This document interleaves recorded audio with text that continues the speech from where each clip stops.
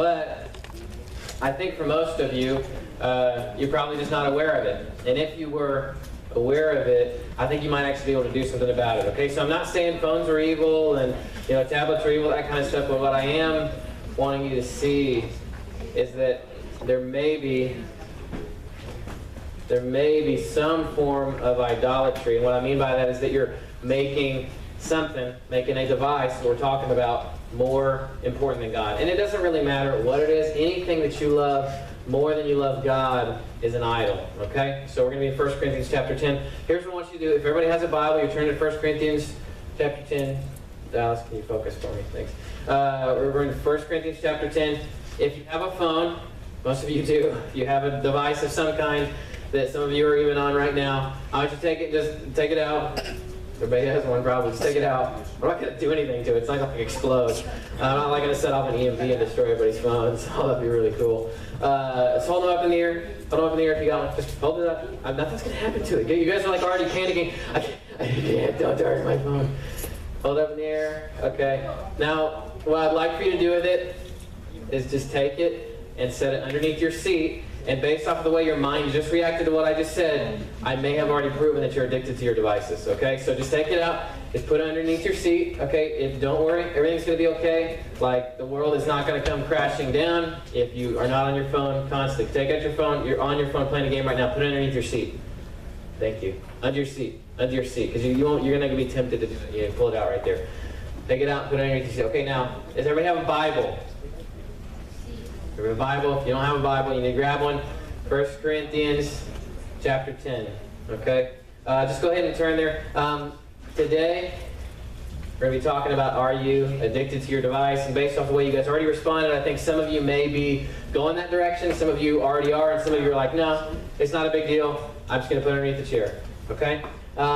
Here is what I want us to do. Let's approach this topic just with an open mind. We don't have to be stressed out about it. We don't have to, I'm not condemning you here. But what I do want to show you is that there's a lot of things that we turn into idols. And I think what I've seen recently, really in the last probably 5 years, is a huge, what I would call an exponential increase in idolatry when it comes to our devices. Okay? So let's go ahead and go to the next slide. I just want to share a few things with you. I'm going to define some things that are actually from secular sources, so you can't come back at me and be like, Michael, you only use the Bible, which I love to do, but here's what I want to prove to you through people who don't even believe in God, don't believe that Jesus is the Son of God, that He came to die for their sins.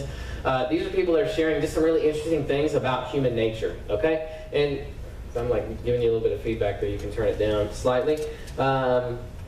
This is from the New York Times. It's an article. I'm actually going to read the whole thing for you, so just bear with me to listen to it. Have open ears. It's from a person named Jane E. Brody. New York Times. It's kind of a well-known newspaper. They also do articles online. Now, here's what she said. No doubt you've seen the following scenarios, probably many times. Young couples out to dinner pull out their smartphones to check messages, emails, social networks, even before scanning the menu, and to check their phones repeatedly throughout the meal. Shoppers and commuters stand in line, people crossing busy streets, even cyclists and drivers whose eyes are on their phones instead of their surroundings. Toddlers and strollers playing with digital devices, a parent or perhaps even their own, instead of observing and learning from the world around them. People walk down the street with eyes on their phones, bumping into others, tripping over or crashing into obstacles. You guys have seen all the funny videos, right? I'm not going to show you any, but right? You're walking and they fall in a pond or something. It's ridiculous. Observations like these, she says, have prompted a New York psychotherapist to ask, what really matters in life? That's the question, what really matters in life? You guys should be asking yourself that all the time.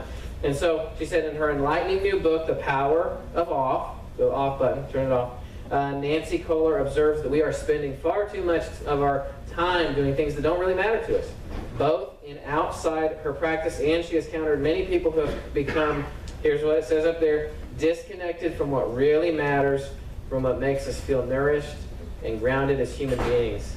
This person doesn't believe in God, by the way. She's just sharing some information she got from a study that she's done with tons of people who come in, they're going, I'm so anxious, I'm just worried all the time, I'm tired, I'm depressed, I can't sleep. And the common denominator she's found is that people are so glued, you guys are so glued to your devices.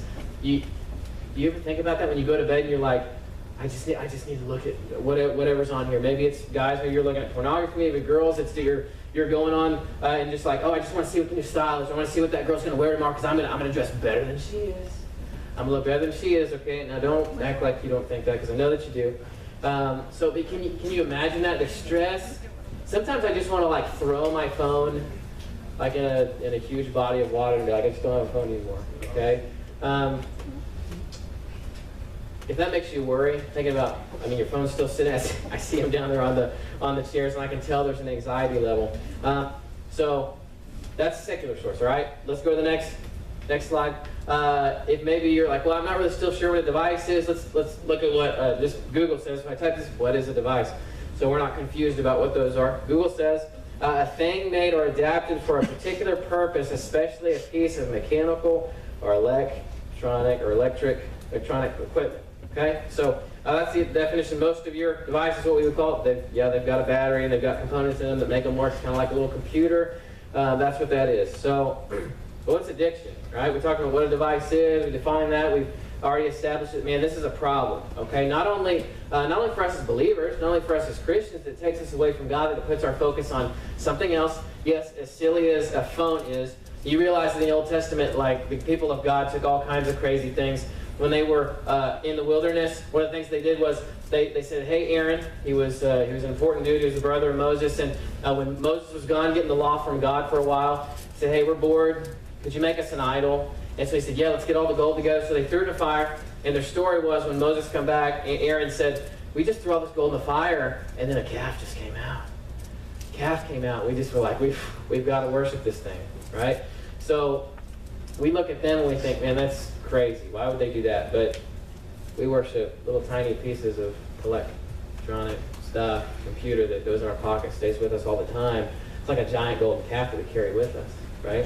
So let's go ahead and look at what addiction is. You might be surprised, and this is actually a definition from, again, a secular source, okay? So I'm not like going, hey, this is what I think. This is what a secular, actually government agency said. This is from the centeronaddiction.org, okay? So what is addiction? Let's look at what it is. It says, addiction is a complex disease, often chronic in nature, which affects the functioning of the brain and the body. It also causes serious damage to families, relationships, schools, workplaces, and neighborhoods. The most common symptom of addiction are severe loss of control, continued use despite of serious consequences, preoccupation with using, failed attempts to quit, tolerance, and withdrawal. Addiction can be effectively prevented, treated, and managed by healthcare professionals in combination with family or peer support. So, man, that's a long list of bad stuff, right? Addiction, you think, well, that's not me, that's an alcoholic, or that's somebody who's addicted to smoking cigarettes. But I would challenge you that some of these same feelings might be present with the phone that you carry around, the device that you carry around, okay? So let's keep going because I need to help you understand even better. So that's a definition. You're like, no, that's still not me. Well, let's get into some specific examples, okay? So how do you know? That was the definition of addiction. How do you know you're addicted? Well, let's look at some of these. And this is actually a guy who's a PhD. He's a psychiatrist. And he said there's these 6 signs that you're addicted to something, okay? So it's kind of a long list. I'm just going to read through. I'm going to read through all of them. Just give you a short description. Important. So, how important is it to you? How important has it become to your sense of self and the way you live your life? You can determine importance not only by how much you're doing it, but also by how much you're not doing other things. Right? So, priority equals importance. So, if it's like I have to be on it, I don't want to do other things. Here's reward response, okay? So what you get back from being on your cell phone, wherever it is, social media or some other things that you don't need to be on, whatever they are. And let's say it's like I use my phone for like a calendar, and like people still do that in like email, texting people, calling people. It's usually what I use mine for. So anyway, I know you guys use them for a lot of other things. Reward response, this is what it is. Okay, does doing it make you feel better or more in control? Well, does not doing it make you feel worse? Doing things you enjoy makes you feel better. Avoiding things you dislike can make you feel better, at least initially. There is a positive physical payoff to all this activity that can obscure the negative consequences. So, is that you? I don't know. I mean, I just want you to answer this question. This is a doctor still telling us this. Prevalence. So do you find yourself doing it more often for longer periods of time than you originally planned? Have you guys ever gone on there I'm just gonna get on here for just a short amount of time. I'm just gonna get on, even guys, this qualifies even video games and watching TV and these kind of things. 10 minutes. I'm just gonna get on for 10 minutes, and you're it's 2 hours later, it's 1 o'clock in the morning, you're, oh man, I got school tomorrow. I really shouldn't have stayed up that long, right? So you find yourself doing it more than what you initially planned on, right? It's just not just setting it down. Cessation. So do you feel anxious, uncomfortable? If you cannot do it, or if you just think about not doing it, does it make you uncomfortable? One way to gauge how important these things have become to you is to consider doing without them. So when I asked you guys to take out your phone and put it underneath your seat, no shame here. Anybody was I'm a little bit panicked about that because of what happens if it's not there when I go back to get it. Anybody's I was a little bit worried about that. Maybe? Okay, good. Well, thanks for being honest. So, disruption. Let's look at that. Has doing it disrupted your life and your relationships? Imagine your life as a drawer full of these old school hanging folders. So you got folders in a drawer. The drawer can only hold so much space, right? So this guy describes it as, hey, here's work, here's school, here's your family, here's other relationships, and then you take video games, social media, whatever it is, you get on there, and you start just packing it in with just pleasurable things, right? Whatever that is, you start packing it in there, and you go, well, work is getting smaller and smaller, so I'm not going to work, I'm not making money, maybe I get fired, or, man, school's not that important. I mean, they're going to let me graduate no matter what, so, I'm just going to take some more, I'm not going to do my homework, I hope that's not the case. But you just keep taking things out, or you keep pushing things out of the way just so you can only satisfy your personal desires through something like your phone, through your device, okay? All right, and here's the last one, reverting. You often say to yourself, you're going to do something different, but then you turn around and you just do the same thing again, right? You're I'm gonna do something different. And he used the example of a diet in here. Somebody says, I need to lose weight, so here's what I'm gonna do. I'm gonna diet, Monday. I'm gonna start dieting on Monday. And then maybe they start on Monday, but then it only lasts a couple of days. Then they get to Thursday and they're no, I don't think I'm gonna do this anymore, okay? And then they get back to the weekend and they're oh, I really need to diet. Okay, I'm gonna start again on Monday. And you just go through this crazy cycle of just trying to do the right thing, and you just always go back to it. Is that anybody? Maybe. I would submit to you that there's a lot of things we find, a lot of things we've looked at. It's kind of what is the device? Am I addicted to it? What is addiction? We clarified what that was. And here's some signs. And I know some of you are going, yeah, it's me, but I don't know what to do. I'm not sure what to do about that. I like being on the phone, whatever I'm doing on there makes me happy. But I want us to look at what a godly response is to this, because I can guarantee you, if you feel this way, if you feel any of the ways that we've talked about, you think you are addicted to that or something else, video games, whatever it is, electronic devices, computers, getting on your computer at night, doing whatever you do, then there is a godly response. Now you guys are thinking, no, Michael, I know for a fact that the Bible does not talk about video games or cell phones, so I should be able to do whatever I want there, right? Well, actually that's wrong. There's some principles we can apply to this device addiction that we have, okay? So let's look at it. So should be the last slide. So we're in 1 Corinthians chapter 10. I want to read through that with us and just kind of talk through it. So we got first steps, unplug and spend time with God. That easy things to do, but I promise if you would do these, then you would find yourself not needing to constantly be hooked on your phone, not needing to constantly be plugged into your phone. And I know some of you guys, you do it, you get on your phone because you're looking for an escape. I get that. However, if you find your joy and your happiness, your comfort in that, that's shallow, right? I mean, it runs out and you go straight back to it when things get difficult. But knowing God and developing a relationship with Him, I can guarantee is going to change your life in a way that you don't need to have something to run to as an escape, right? And look, I'm not saying that in some of your lives, some of your situations, you don't need that. You don't need something to go to. But here's what you can go to that will bring fulfillment and joy in your life, and it won't leave you empty. Okay? So let's take a look at it. Everybody got 1 Corinthians? Pulled up. You don't have your phones. Okay, let's run through that. It's towards the back. 1 Corinthians chapter 10. I want to read it for us and just give you a few observations. This is Paul. He's talking to the Corinthian church, right? So the Corinthian church, just so you guys know, they struggled with, probably everything that you could possibly come up with. Addiction, sexual immorality. They were just, they were kind of just across the board. They treated each other poorly. They took church members, like you guys come into church like this, if somebody offended them or did something that wasn't right, they would say, I'm going to sue you for that. And they would take them to court. So Paul even talks in these letters to the Corinthian church about, hey, you guys really shouldn't sue each other because you're believers.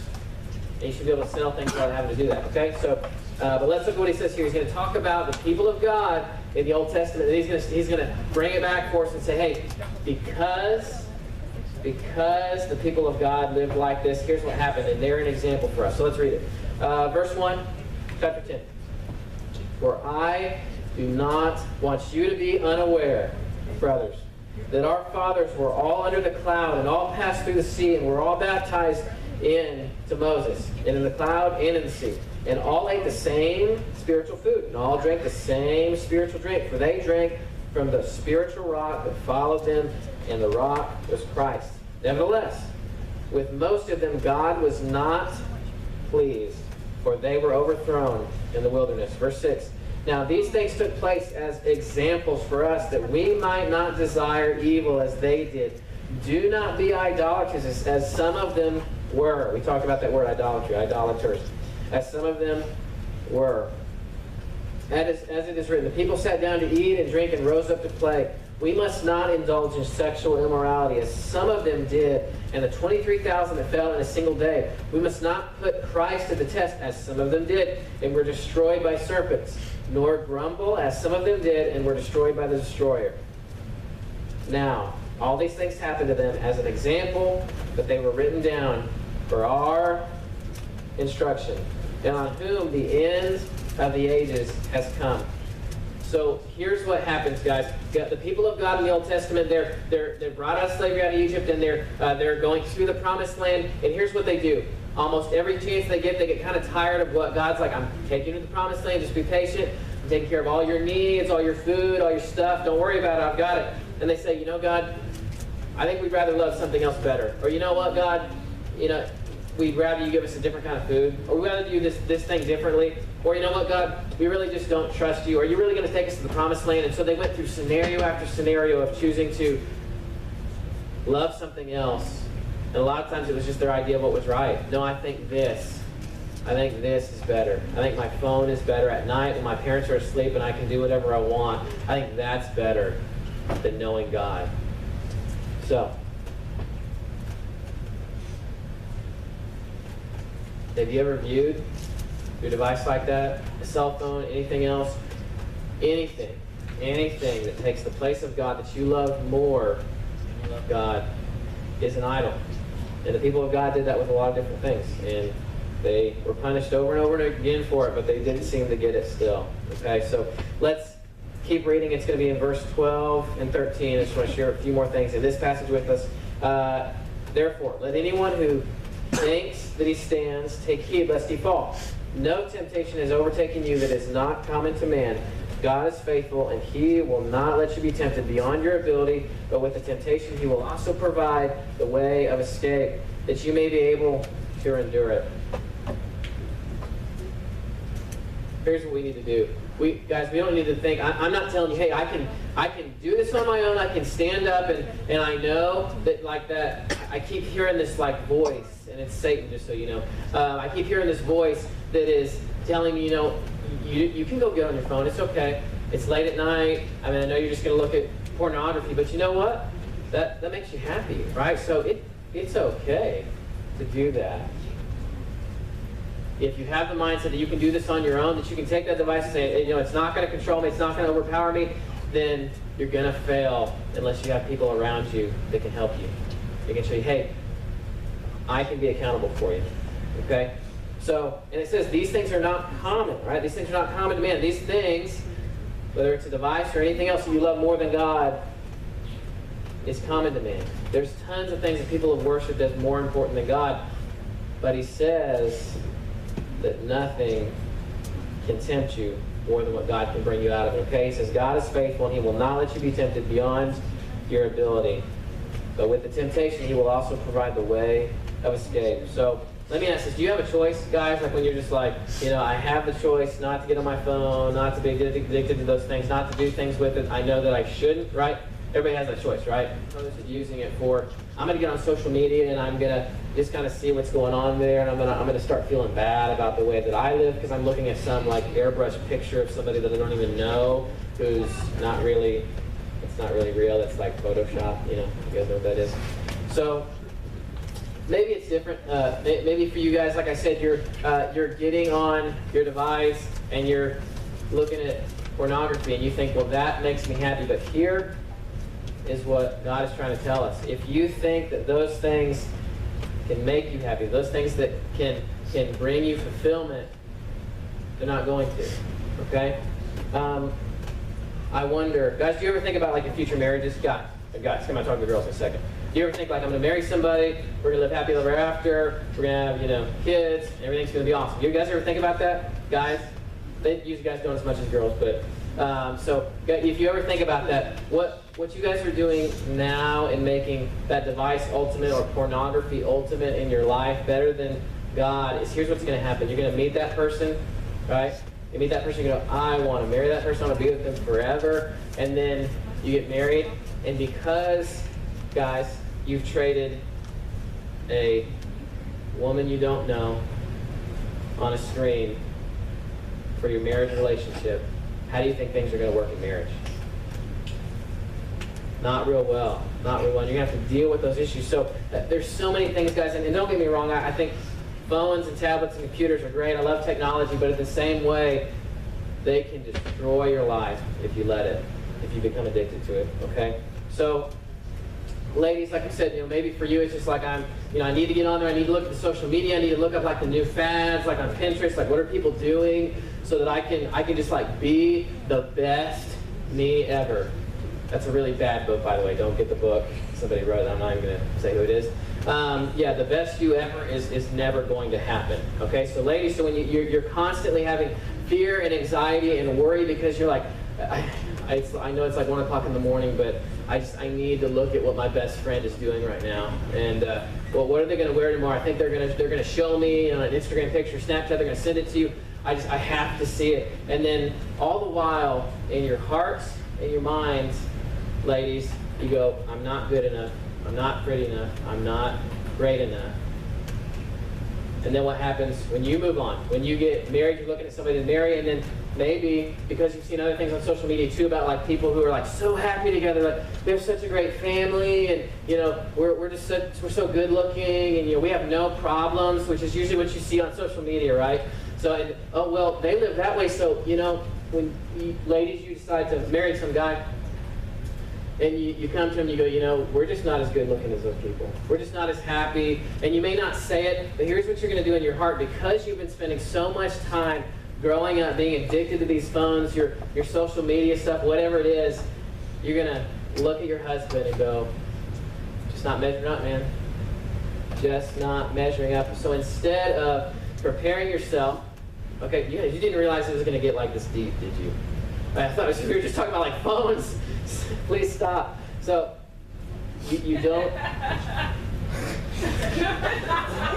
Kevin, you have something to share? Okay, good. So you guys had no idea that just something so small, something so tiny, something you think is so insignificant can just wreck your life. And so here's what I'm going to suggest. It may sound crazy. Okay, here's something practical you can do before we get into the rest of the passages. They still sell dumb phones, right? Those little, they flip phones. They can't get on social media, those kind of things. For old people. You just say dumb phone? Hey, here's something to think about. It may be also for people who can't stop sinning constantly. So your addiction, your phone, your device, and see, that's what people tell me when I share with guys, especially ladies. Listen, hey guys. When I share with guys, hey, they come and tell me, hey, I'm really struggling with, just viewing pornography all the time, and what are you looking at on my phone? Okay, let's get rid of the phone. What? I can't do that. You know what Jesus said? People were asking him about, hey, is it really that bad to do this thing or sin this way? And he said, hey, if your hand causes you to sin, you guys know what he said? What? He said cut off your hand. And then you guys think, no, he didn't really mean that. Do you think the God of the universe who says every time you choose to do what's wrong, every time you choose to love something else more than me, do you think he's a little upset about that maybe? And Jesus himself said, if something causes you to sin, cut off your hand. And or what else did he say? He said, if your eyes cause you to sin, what? Gouge out your eyes is what it said. Oh my gosh, that's seriously graphic, isn't it? But that's gross. People should not eat eyeballs. Hopefully not people's. But seriously, guys, listen. You're thinking about your phones. You're having anxiety already about them being on the floor. Here's what I want you to do. If you're seriously just bombarded by sin all the time, if you can't help yourself, get rid of it. Get a dumb phone. Surely people are going to ridicule you, but who cares at the end of your life when you've served God and you've loved God more than you love everything else? I think you thank me on your deathbed, but we'll never know because I'm going to die before all of you probably. So let's go to Hebrews. Okay, so turn to Hebrews. We're just going to hit a few things there. Unplugged. So there's this idea of a Sabbath rest. And even God rested. We're going to see what it says. It's in Hebrews chapter 4. It says, so then, chapter 4, verse 9. I'm going to read it for us. So then there remains a Sabbath rest for the people of God. For whoever has entered God's rest has also rested from his work as God did from his. Let us therefore strive to enter that rest so that no one may fall by the same sort of disobedience. For the word of God is living and active and sharper than any two-edged sword, piercing to the division of the soul and of the spirit and the joints of the marrow, and discerning the thoughts and intentions of the heart. And no creature is hidden from his sight, but all are naked and exposed to the eye of him to whom we must give an account. So you guys know at the end of your life, when you die and you stand before God, you're going to have to give an account. He's going to be like, hey, here's this list of your life. Tell me about that. You guys know what God did when he created everything, the entire universe, the world, all that stuff. You know what? He did that for 6 days, and then what did he do on the seventh day? He rested. Oh my gosh, God had to rest? Yeah, that's what the Bible says. So he had to rest, and then he tells us the same thing. Hey, guys, it's good to rest. And I'm not just saying like, oh, you mean Saturday playing video games all day? That's how I rest. No, not really, because that's the same type of thing. So have you ever thought, hey, I could set my phone down, not look at it. I mean, the world is not going to end because you don't look at your phone. You're not like, the President of the United States. It's like, hey, some other country just launched missiles at us. What are we supposed to do?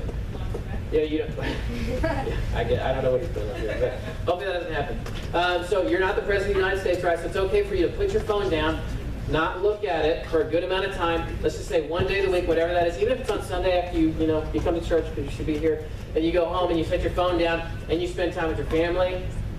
Maybe you go to the park and you walk around. I mean, that's like unheard of, right? You ride a bicycle, something like that, to be active, because God said, hey, you need to, all this stuff that you're doing on a regular basis, you're on your phone for 6 days out of the week, just constantly, you need to take a step back. And you need to actually rest. And even God did that. So, and you guys wonder why you're constantly, like we said, you're constantly worried, you're constantly stressed, you're just going, I can't handle life. I just need to curl up in my bed and watch some more Netflix. Or I need to curl up in my bed and get on whatever it is, Hulu, or I don't know what you guys use. Okay, I'm not saying those things are evil. We have Amazon Prime, whatever. We like watching stuff. It's nice. We don't have TV. So, but if that's the answer, then I think you need to look at where your life is at. I think you need to take a break from some of that stuff. Okay, so it's so what first steps are, let's do what we need to. Let's not necessarily cut our hand off, but really be serious about tackling sin. And then what's the next thing? We need to unplug. All right, so unplug whatever it is, your device, whatever you're doing, and just be still, or just rest, or just take a walk. Like seriously, you guys are so stressed out about everything. Like you should be able to be calm, and just relax. And that doesn't come with just constantly being on your phone or computer or whatever it is. So, all right, last thing I promise. And if I ask you a question, guys, then spend time with God. That sounds easy. Most of us don't do it, though. If I were to say, hey, do you want the keys to having a pure and godly life where most of the time you're not stressed, you're not worried, you're not scared about what's going to happen next? Would you say, yeah, that would be awesome? Yes, say, maybe I want that.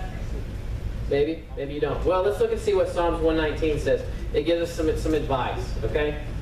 Here's what it says. And How can a young man, you can put young woman in there as well, because he's talking to everybody. How can a young man keep his way pure? By guarding it according to your word. With my whole heart I seek you. Let me not wander from your commandments. I have stored up your word in my heart that I might not sin against you. Blessed are you, O Lord. Teach me your statutes. With my lips I declare all the rules of your mouth. In the way of your testimonies I delight, as much as in all riches.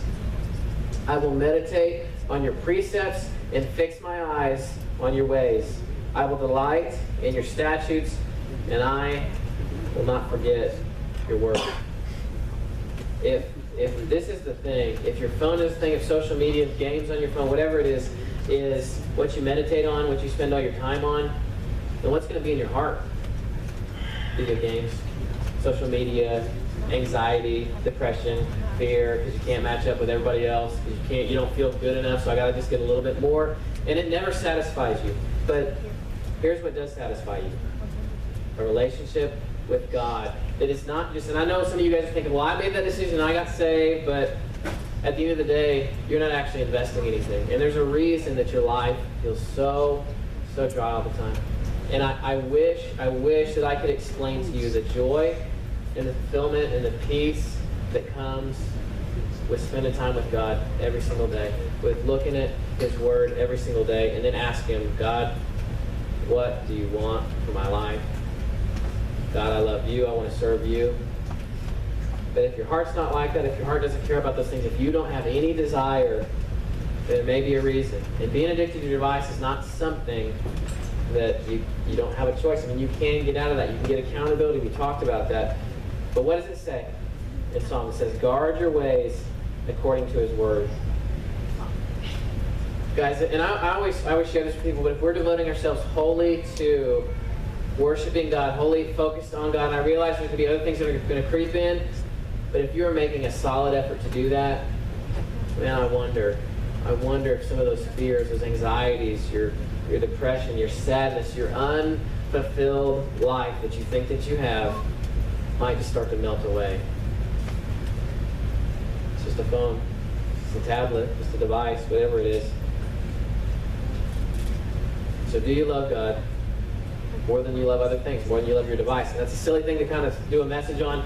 Don't be addicted to your device. Are you addicted to your device? But here's what I know. If you're really serious about sin in your life, you'll do something about it. If that's getting a dumb phone or throwing your phone in the pond, don't do that and then be like, Pastor said to throw our phone in the pond. Your mom's like, why'd you throw your phone in the water? We have to get you another one. Okay, well, give me a dumb phone when you do that. They're only $10, Walmart.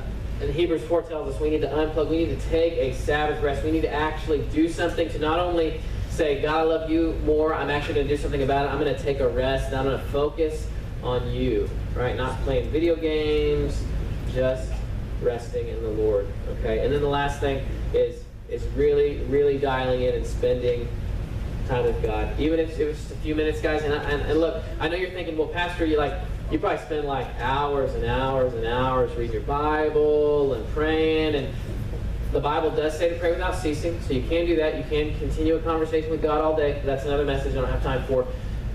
If you would just sit down and read your Bible for 10 minutes a day, think about what it means for your life, ask God for direction in your life. I really do think, and I know a lot of those things, a lot of those addictions, and maybe it's something else. Maybe you guys are in other stuff that's not just your cell phone or device. Maybe it's stuff that's a lot worse. I don't think that any of these things are good that take you away from God, okay? So what I'd like for us to do is just pray. Band's going to come back. We're going to do one more song, and then we'll be dismissed. But what I want you to focus on, don't pick up your phone. You know, you're like, I was waiting for the time when I could pick it back up and be reunited with it. Just leave it there. Let's worship. And then you can pick it up because I can't control you the rest of your life. I just am asking you to do something now. But think about the way that you felt while we were talking and how you can apply this to your life. And if you need help, talk to one of our leaders. Say, hey, I need some help with this. I need to be reinforced. Maybe someone needs to help me talk to my parents and just say, hey, can I get a dumb phone? But here's the thing, guys. You can do all of the managing the stuff in your life, like throwing away your phone, but if you don't actually love God more than you love your device, or more than you love anything else that you can get from that device, then getting a dumb phone's not going to matter. You're going to get on your buddy's phone, you're going to get on a computer, and still get what you think will bring you satisfaction and joy, and it never does. So I pray for you guys every day that you would know what it's like to fellowship with God, to spend time with Him daily, to rest, to unplug. And man, Christy and I were talking about this today. I'm so burdened for your hearts and for your lives, because I really do think that a lot of our problems come from these device addictions. They come from things that we make more important than God, whatever they are. But it troubles me a great deal, because I don't want to see you guys grow up and then just be plugged into your phones, your device all day, whatever it is, and then you have no real affection for God. You don't care about the things of God. You don't care about the church. You don't care about anybody else but getting what makes you happy. And I think you would find that joy doesn't come from these external things that, yes, God allows us to have for a purpose, but a relationship with Him is better than anything else that He gives us, right? As a tool, it can be used for good, a device, a cell phone, whatever it is. But knowing God is better than anything else that He lets us have. So let's pray. We'll sing another song. Father, we thank you that you love us, that you have shown us that we are able to walk in holiness, that we are able to walk with you, that we are able to have a relationship with you through your Son, Jesus Christ. God, I pray that if there is anybody here today that doesn't know you, God, maybe none of this even made sense to them. I just pray that they would get up and maybe just go talk to one of our leaders that are just going to be standing in the back and say, look, I want to love God. I don't know what that's about, but I need to know Him. And you're right. I'm in this place where I'm just addicted to my device. I'm addicted to other things, to just awful. I mean, I'm stuck in pornography. Ladies or guys, I can't be happy because I'm constantly comparing myself to other people. I can't get away from this thing. So what are some steps we can take? We've talked about those.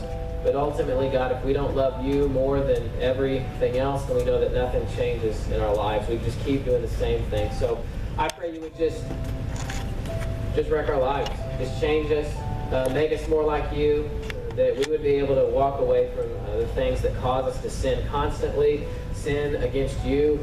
God, that would make us troubled in our hearts. That if we really do know you, we cannot keep doing those things. So God, we ask all these things in your name. Amen.